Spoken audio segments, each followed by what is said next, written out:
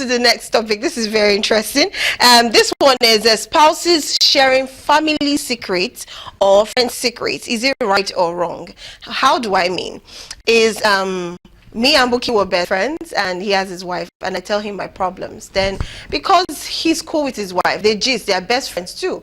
He, that my friend, that my friend now, Blossom, she told me this, she told me that, and all of this. Then at the end of the day, maybe wife will start using it against me, or maybe when they have a little issue between the both of them, she will use it as a stone to, like, and that's how your friends are now. Look at what happened to, that's why they are always like this. Now, this is why I'm actually bringing out this topic. So is it right to actually share family and friends secrets with your spouse? I will start with Pastor. Okay. All right, sharing secrets among couples, sometimes it brings more intimacy between them. They have this idea of not keeping any secrets. Sometimes it's best when you share some secret with your wife, whereby your wife is able to advise on what to advise the other person. It becomes a confidence upon which can help you to guide the other person. But there are some secrets that are being shared with you in confidence. That said, it should not be told. Like somebody coming to tell me that he or she has HIV. And the person, my wife knows the person. And me telling my wife that I might not really take so much, but she might be looking at that person with that concept of I want to touch something, and probably it comes visiting. I want to touch something. No. So it's when it becomes something so sensitive that can affect that person. You don't need to tell. There are many secrets like that. Like somebody cheated on his wife and he confided in me. If I tell my wife will okay, since your friend is cheating, that means you'll probably be cheating. You are best of friends. Oh yes. There are some top secrets that can really affect the other person. As long as it's not affecting the other person, you can discuss with your wife. But if it's going to affect the image of that person, you can't. I've been to many programs where people will come doing counseling, they have HIV and this, but I will never tell the pastor that invited me. And nobody, there are many people who are around even who are the same thing, but I will never tell people around. I'm the only one praying for them and relax at that. Yeah. So there are top secrets like that you don't share with even anybody. Okay, he just differentiated it now. He differentiated it to the secret and top secret. So, so I want to know, do you agree? Because let's work with it too. But I still believe secret is a secret. Do you understand? But he's a top secret and secret. So do you believe actually it's right to actually still share secrets? Because I think a secret is something that should be left secret and not open. So do you still think it is right or wrong? To say the truth is wrong. But we are humans, and humans will always be human. Because your wife has become automatically your best friend, sometimes you don't know when you start to tell her all those things. You understand? And it's just that women are kind of wired differently. You can tell a man something, and a man might not tell anybody for 200 years. I'm a woman, no bookie.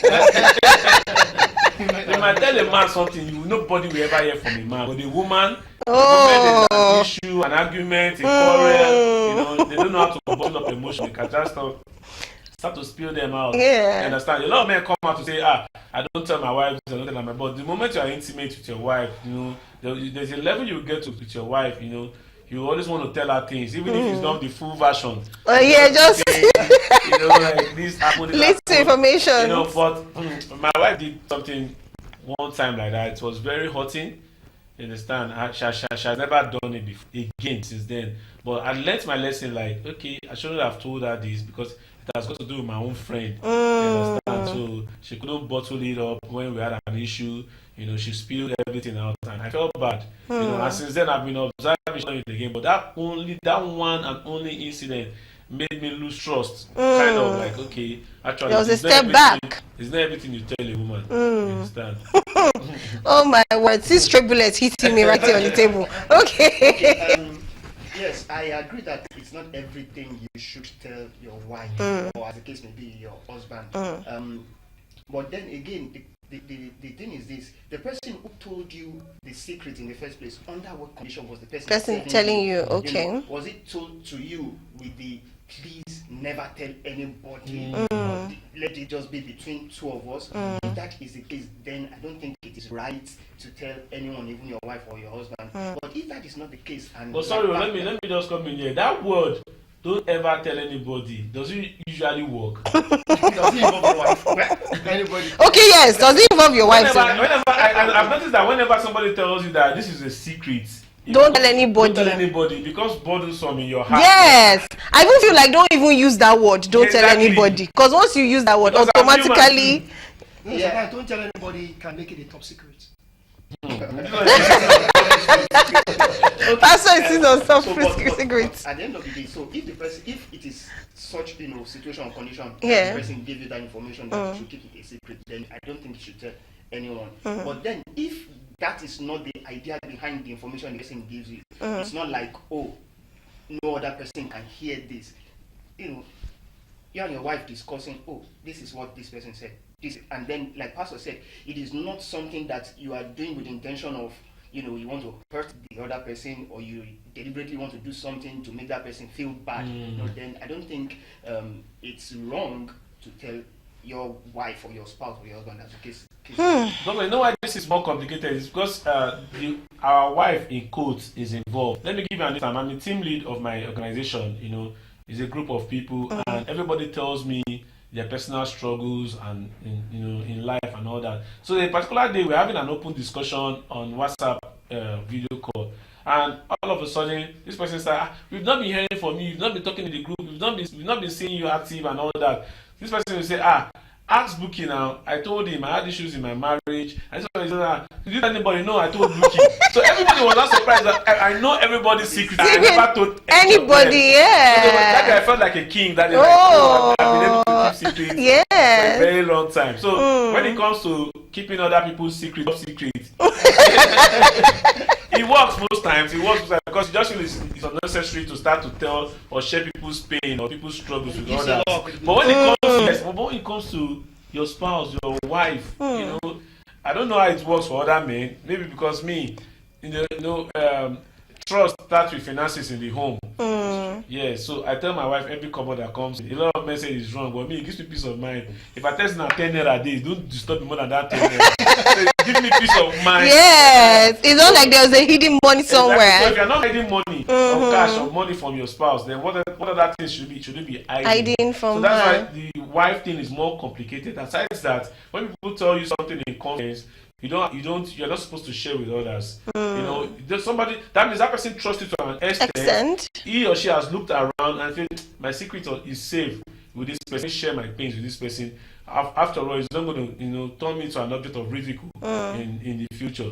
And if they find out that you're sharing their secrets or their pain or their struggle, they'll feel disappointed. They'll feel so hot. Okay. Sorry, Yeah. before we go, maybe I have a question for the pastor. Now, about sharing secrets. I know, like you said, you're a pastor, and then a lot of church members share secrets with pastors. Top secrets. Yes. What about situations where sometimes, this happens almost all the time. You're in church, you have had a discussion with your pastor, you have shared your secret with your pastor, and then you're in church on a Sunday, and then your secret is the topic of the message. I was going to ask that, but you already asked him. So please, a lot. Okay. In fact, sometimes they go as far as, by the time they say one or two things, people can pick who they are talking to. That this thing is about this. No, that's not really advisable. A lot of pastors, like something happened at church one time. A brother told me, I got to know that their first child is not for the man, and it's for somebody else. But because their first child, they have now, as at that time they had 3 children, and that's about 3-4 years, and I knew about it. I was on around one day, they were quarreling in the church, and one day, and the secret came out by themselves. I said, who knows about this thing? So pastor knew this thing, and he kept quiet all this while. Sometimes it gives you credibility. So you could keep secret like this. But like what you're saying, a pastor, sometimes we need to be disciplined pastor. Discipline. When we are talking, there are a lot of people like a pundit in the church who can really puzzle out things. I say, okay, this thing the pastor is talking about, it must be this person, it must be that person. That's why you have to be careful. So a pastor has to be careful, but the pastor wants to give examples. We want to tell true life stories. But we want to share things that will make people to feel, it makes them to get the message more. But still, in the process of that, we still have to be careful with using a story of somebody that is closer. You might use a story of somebody that's far away or online and lots of that, but closer, one has to be disciplined. And it's just that sometimes we just take this pastor work with levity. Once you're a counselor, once you're a pastor, once you're a bishop, it comes with the jurisdiction. There's an oath of secrecy that you sign by default, becoming a pastor, a bishop, a counselor. You're not supposed to share people's secrets, you understand, when they come for counseling. But, so most times I try to, when people share, I wear that professional cap, like, okay, I'm a counselor, talk to me on a very confidential matter. I shouldn't share whatever thing sometimes I remember, but sometimes I'm human, you understand? But if we all go the professional way, nobody has the right to share people's... No, we have to be professional about it. Yes. As long as we are standing on the pulpit, we must be comfortable. Yeah, so this is we talking to pastors out there that will listen to their church members and stand on the pulpit as though the church member is giving them a topic of sermon for this message for the Sunday. Please stop using your members. We have a lot of decoders in church. In fact, some of these decoders, they have no job to do but to look for who is at fault, whose socks is missing, and whose shoe is not, the same color. I'm so sorry, but this is very factual. And so please, let's just be mindful of how we share. Then I want to ask a question, and that's just for me. I want to erase this top secret. Like, why is it top secret? I just know secret to be secret, but this is just a way. Now, if you answer this and you're able to make me ascertain that there's top secret and there's secret, then I think I'll leave it at that. It's for a woman that, like you said, your spouse is supposed to be your best friend. So you tend to share everything with her. Now, how about a spouse that knows that if you are sharing secret with her, the next moment you're having issues, she's probably going to be saying it out, using it to, enter you, just for you to feel pained like she's feeling pained. Now, what will you do? Will you keep sharing secret with her, or you just leave top secrets, and just share no more secrets? And basically, with a spouse that women are wired with emotions. They can use in the course of conflict, they can use it. But something about my own wife is that I know her to be very is an introvert person. She doesn't really talk much. She doesn't really relate much. You know that whatever I tell her, who does she know? Who does she want to talk to? She doesn't know. Okay. Even in the church, she doesn't have so much of a close person she could relate anything to it. But sometimes in the place of emotion, they can, some women, if it's a secret from another woman, when you tell a woman something you told your wife, she's reading the mood, emotions of your wife, and you say, okay, it's like Pastor told this person what I told them. Women could be like that. But basically, top secret. What I meant by top secret was the fact that somebody telling you I have HIV. Okay. That one is something that has to do with that might be stigmatized. Stigmatize the person. That's the word. Stigmatize the person. You can't even share that one with your wife. Okay. All right. I will agree with your top secret. And secret, but for me, I would just advise, if you know your wife is your best friend, like Buki said, and she knows how to retain herself. She's not a basket that has, where information are just leaking. Maybe she's somebody that has a lot of friends. She has a lot of gatherings. My darling, if she's not saying it to you, she's saying it to those gatherings. I just want you to know, because we ladies, we love to gist, we love to talk, and it's always going to be, it's a secret though. Don't tell anybody. But end up, the woman that she's telling, or the women she's telling, will end up telling their spouses. So you can imagine if it was your spouse friend. This is a long circle. Let's avoid it so I don't scatter everything. Anyway, we can't take any more topic, but very quickly before we go, I'll just 1 more minute each because our time is gone. Should absentee parents be trusted with grooming a child, or should be cut off completely? Why I'm asking this is absent parents in the sense that maybe the man does not stay in the same environment with the child, maybe because of work or any other important stuff. But the absentee I'm talking about is a man that maybe during the graduation, he will tell, maybe going to primary 1, we're graduating to primary 1, they will call the child, hey, I'm going to be there, don't worry, baby boy, baby girl, I'll be there, I'll come for your graduation. On her birthday, on his birthday, he or she would call, I'll be there. But all these promises, he was never there at those stipulated time. I'm going to be at your cultural day, and he or she is always looking out for the father or the mother and not citing them. Now, this is the type of absentee I'm talking about. Do you think such person, because they are messing probably the mental or the emotions of that child, do you think they should be cut off completely? Maybe the father or the mother that is present should not allow such parents to have steady promise or communication with that child in that aspect? or it should just be cut off completely since it's not available? Whenever it's available, come for your child, let's stay together, do everything together. But once you're not there, don't promise and fail. Buki, very quickly. Okay, very quickly. If you have ever stayed in a house, in a home setting, family, father, mother, and children, you know how important the bond is. So to me, I'll advise, if that person is an absent father, make sure you cut off from age 0 to 18. When that person is 18, you can allow him or her go see her father. Then that formative years is gone.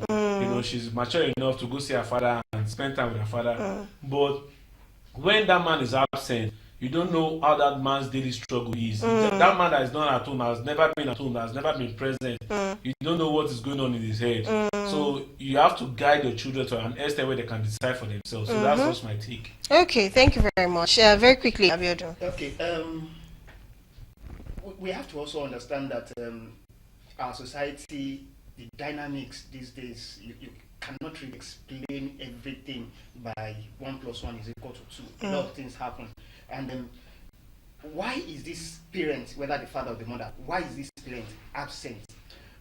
Taking it from where the analogy you gave of somebody making promise, that is, and then the person never showing up. Now, if I promise my child I will be there and I don't show up, and then I call later to explain why, that's a different thing. It's different from the person that promised to be there, was not there, and never gave any explanation as to why. And he's not always there. And he's not always there. You understand? So we have to understand why this person. Now, the person who promised to be there and then, even though he's not there, but then makes effort to make up for the promise he made that he was not there, was not able to fulfill. That's a different scenario also. Okay. So we cannot exactly say, oh, because the person promised he didn't show up, let's cut him off or let's cut her off. Okay. And I will. So there are a lot of reasons why we might have to reconsider. Exactly, be able to say, oh, because this is this, and then let's just Just make this decision. Okay, I'm going to leave it at that. I know I'll still pick this topic for another day because we can't even really. It's so deep that we can't just leave it at surface. But just for surface. I was almost going to mention the Fred Agatha thing, but I think no, because of time. Because of time. Yes, next week we can take this up next week. Okay, very quickly. Well, it may be the reason. One might consider the reason why the person is not available.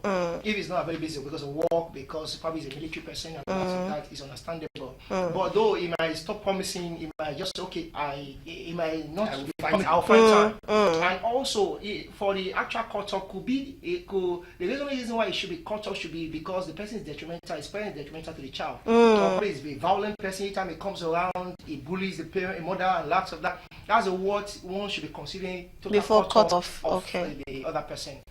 So but if he's not there because of certain reasons that will still be impacted, so but if you're emotionally connected, it should not be cut off. Okay, all right. We'll